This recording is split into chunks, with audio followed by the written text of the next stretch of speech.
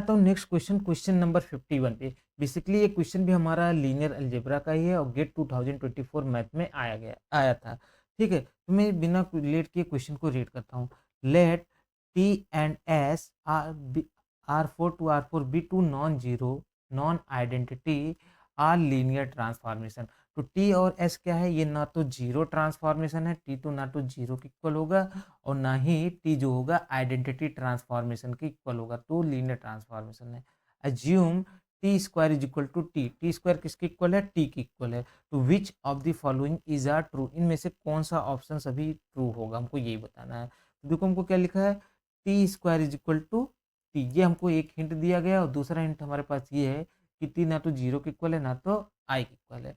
अब देखो अगर हमको यहाँ पे इतना दिया है T square is equal to T, इसका मतलब हम क्या कर सकते हैं, ये हमारे पास एनिहिलेटिंग पॉलिनोमियल है और T square is equal to T ये हमको किस ट्रांसफॉर्मेशन के बारे में बताता है, idempotent transformation, idempotent transformation. तो टी हमारे पास कैसा ट्रांसफॉर्मेशन है, आइडम पोटेंट है। और हम क्या कर सकते हैं यहाँ पे, ऐसा भी लिख सकते हैं T T minus I is equal to zero. ठीक है, ये हमारे पास क्या हो गया, एनिहिलेटिंग पॉलिनोमियल। ये क्या हमको इम्प्लाई करेगा, जो टी के आइगन वैल्यूज होंगे, ऐसे हम लोग बोल सकते हैं x x minus one is equal to zero implies that x is equal to zero x is equal to one. तो जो टी के आइगन वैल्यूज होंगे वो क्या क्या क्या होंगे, जीरो हो जाएंगे और वन हो जाएंगे। और तीसरी चीज हमको क्या पता चली कि टी आइडम पोटेंट है, आइडम पोटेंट ट्रांसफॉर्मेशन है तो क्या हो जाएगा, डायगोनलाइजेबल होगा।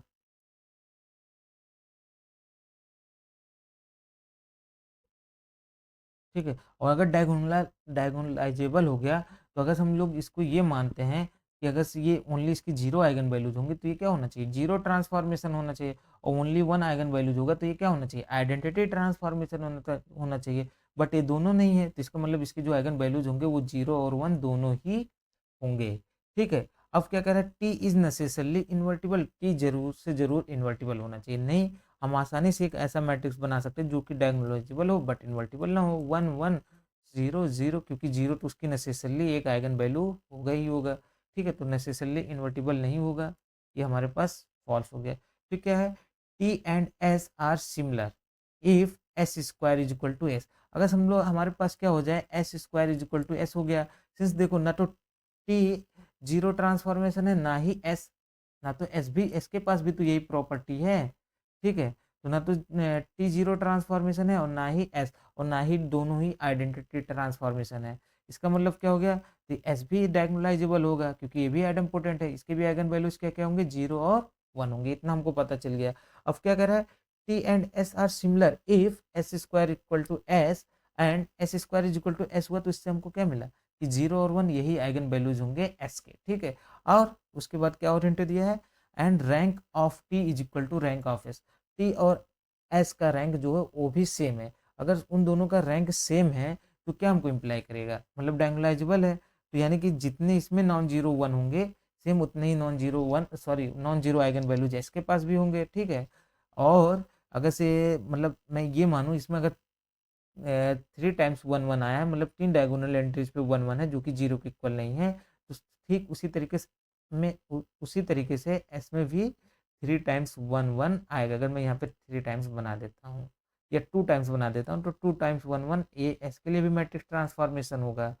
ठीक है, बिकॉज दोनों का रैंक सेम है, अब इतना हमको पता चल गया।